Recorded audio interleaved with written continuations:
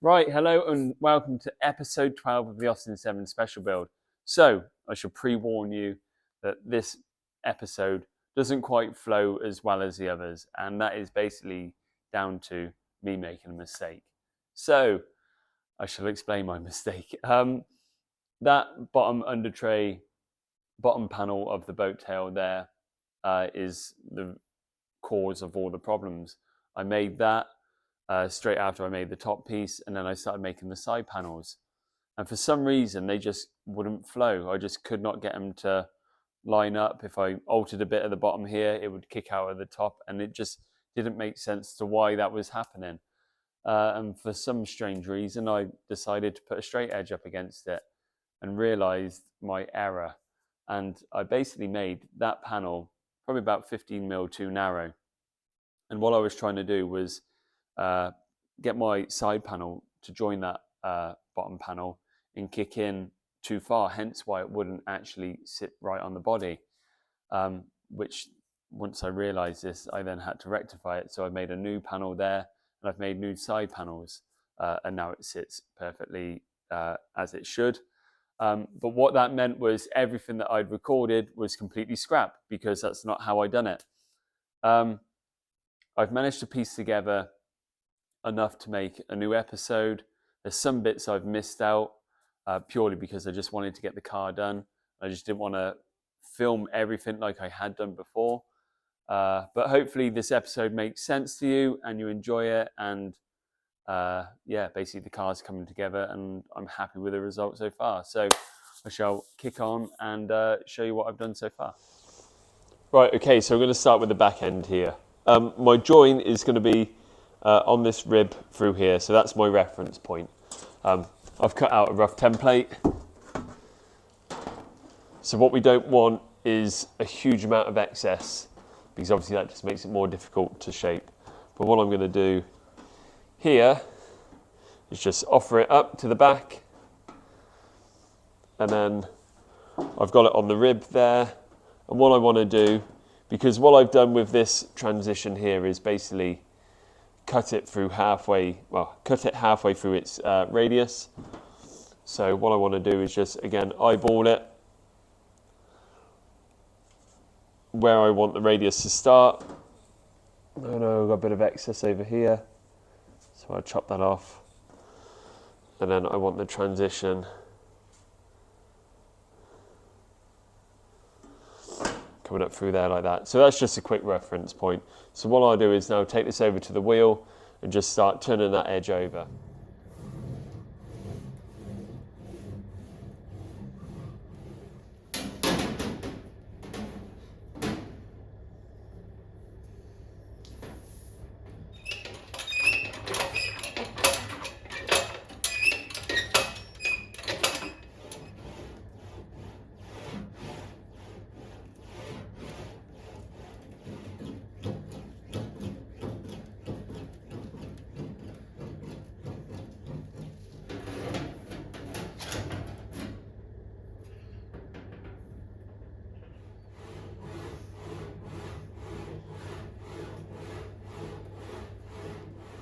So a lot of people that I speak to regarding the Austin 7 there always ask, what am I going to go on to once it's done?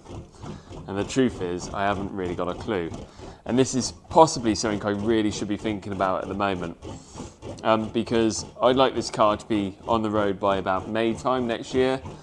The very latest August. There's a couple of big shows that I want to go to in August, so it's got to be on the road soon. So that then gets you thinking, well, what am I going to go on to after? Where is the channel going to sort of progress and go towards? So if anyone does have a project laying around unfinished, or you think there's a project that would be good for the channel, please just drop me an email. Basically, I'm on the lookout for another rolling chassis or another pre-war car, and possibly do a collaboration with somebody. There's lots of options there to explore, but if you've got something that may fit the channel, then please leave me an email.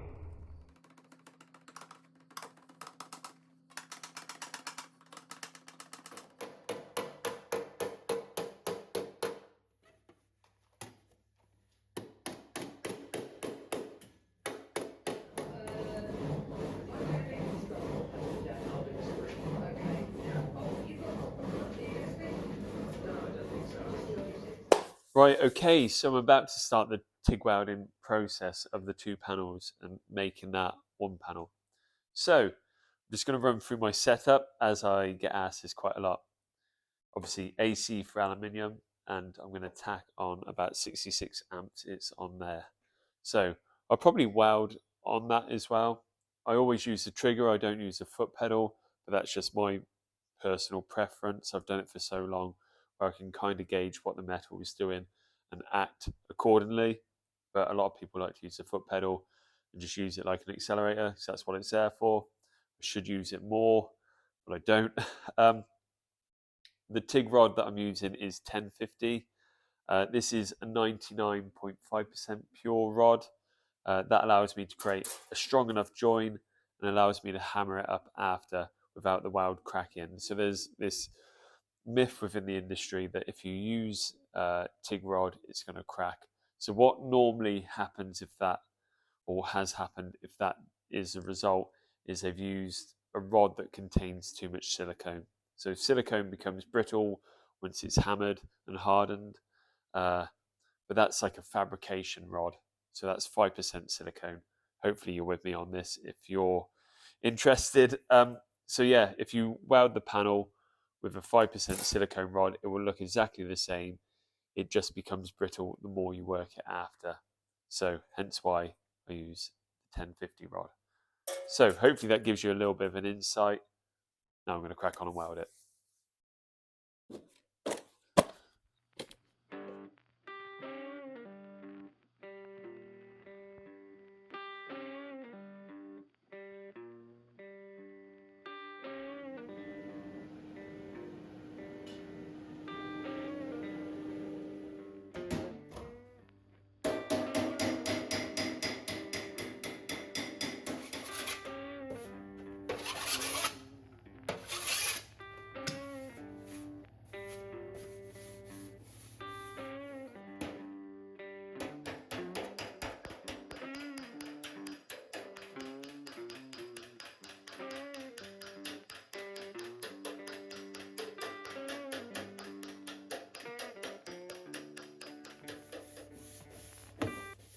Okay, so I just want to take a moment and thank Craig, Tony, Bruce, and Richard. We've all gone over to the paint pot since the last video and left a donation. So thanks, guys. I really do appreciate it. Everything raised from the donations is going to go into the paint job on the Austin 7. I've had my first spray out. I'm just seeing if I like it and what's got to be tweaked. I'm probably going to change my mind again. This process has caused me more stress and hassle than actually building the car itself. I didn't realize, because I don't deal in paint directly, didn't realize how involved it actually was. I think some people can just pick a color and go with it, but I'm finding it really hard to do that at the moment. But yeah, once I've got news, I will share that with you guys. When this board is full, I'll be picking some winners, and I've got some gifts to give away. So I've got a new Parweld mask, I've got some slappers, t-shirts and some stickers, and they'll all be sent out to the lucky winners. I've currently got some slappers that are being sent all around the world at the moment from the last batch. I've got another 4 on order, so thank you for everyone that's watching the videos and ordering it. It all really does help, so thank you guys, and yeah, hopefully you enjoy the rest of the video.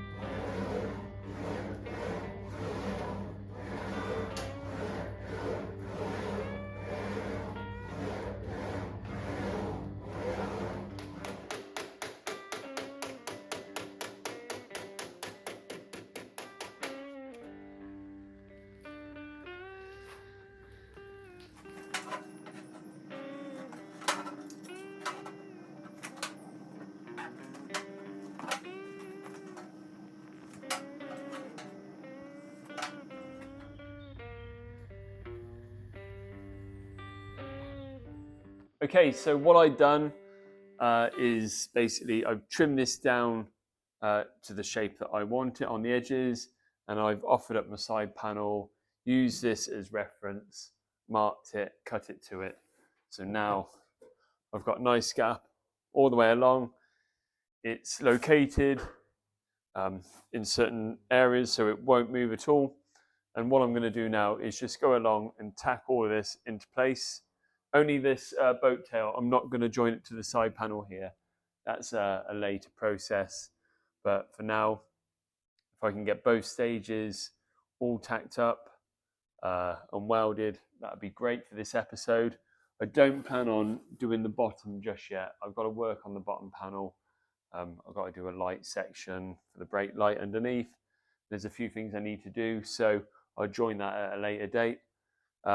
In doing so, that allows me access to all of this on the inside, and I can dress that up by hand and do a nice job of that. So, without further ado, I'll crack on and get that welded.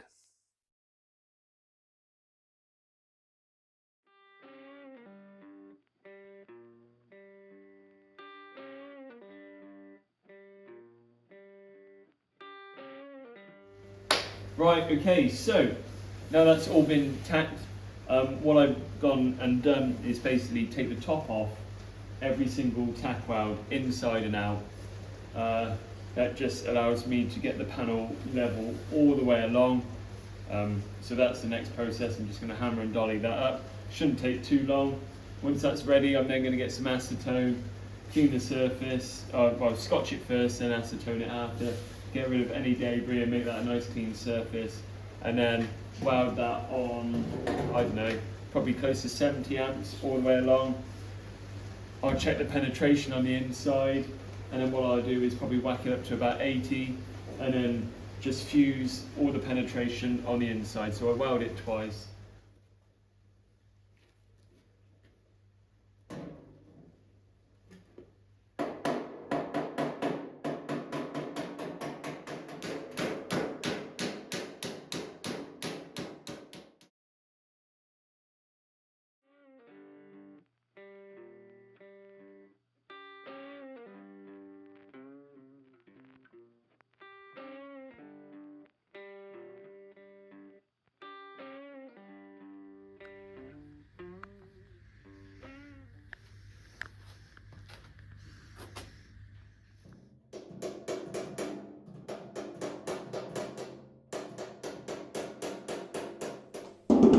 Right, okay, so as you can see there, I've gone over with the grinder and taken off all the excess material.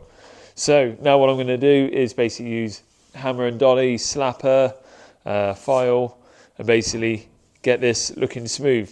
It's peaked in a few areas and just sank in, so I shall literally start at one end and just work my way along until I'm happy. Then I'll blend it all in together, then I'll DA it up, and then I'll end up going over with the Scotch Bright and basically looking like that strip in the middle.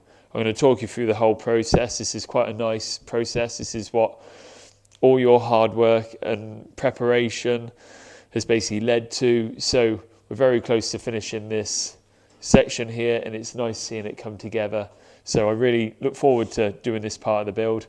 Like I said, it's very rewarding, and yeah, definitely worth all the hard work and headache that goes into this. So first things first is I'm going to use this pen. It's like an engineer's blue, and basically I lay it over the top, and you might think, what the bloody hell is he doing? So what this does is basically when you start going over with the file, and when I'm using the file, I'm not using it to basically sort of dig in and take away loads of material. I want this material to stay as thick as possible because that's where the strength is. So what I'm doing is literally allowing the file to skid over the surface, and as I do this, it's going to hit the high points. So when I go over enough times, it's basically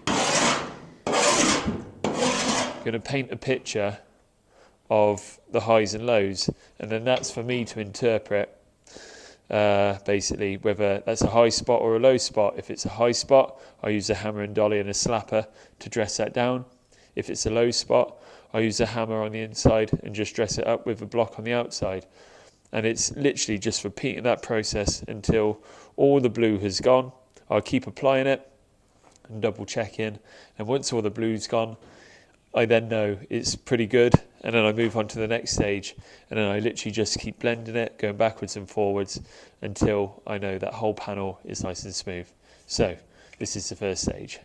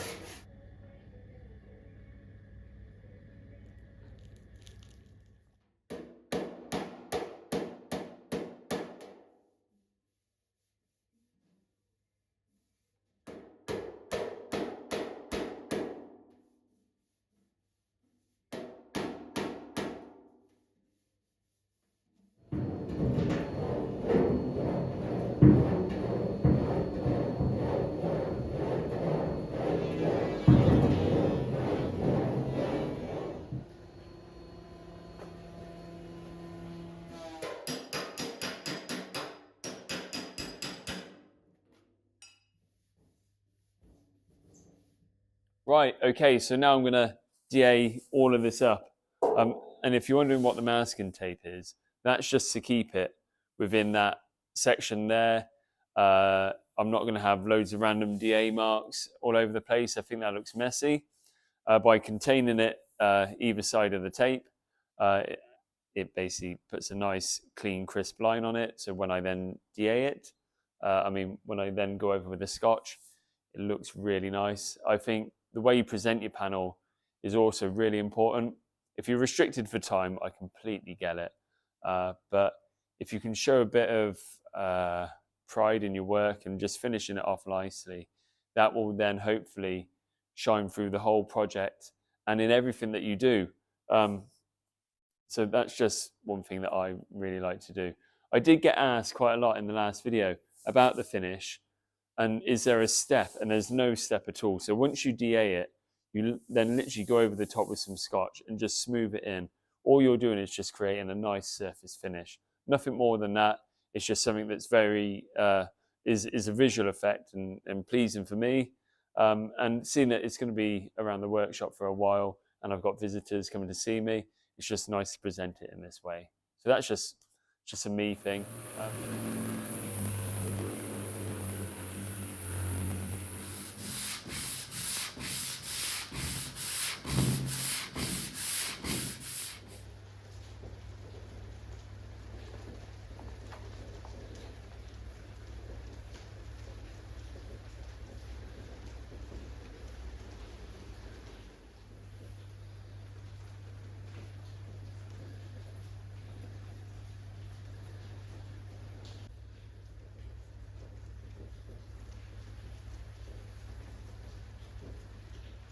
Right, okay, that is it for episode 12 of the Austin 7 special build. Obviously, didn't quite go to plan at the beginning, but now it's all sorted. I'm really happy with the way it's turned out. Really happy with the radius through here, the transition as it gets tighter and just drops off at the bottom. I know I didn't film the louvers, pressing them in, but I thought I had, but obviously couldn't find it in all the material that I'd filmed. But I really like the feature where it just follows this body line here and body line there as to a Type 35 Bugatti where they would be parallel. So that's where the idea comes from, but that's just my spin on it and just makes it a bit different to what is out there. I'm not too sure what to do next, whether I start looking at joining the back here to the main body part and the scuttle and getting all that tied up, or I may look at the head pod and the fuel filler section that's going to go into the passenger side there. So I'm going to have a think about what I'm going to do next, and then plan my attack, hopefully a bit better than I planned the bottom panel there. So thanks for the donations, and to everyone that's done that so far, thank you so much. Really do appreciate it. I've got an Instagram channel called Metal Shaper Tom. Obviously, if you want to head over there and have a look. And that is pretty much it. So thanks for watching. I'll see you in the next one. Ciao.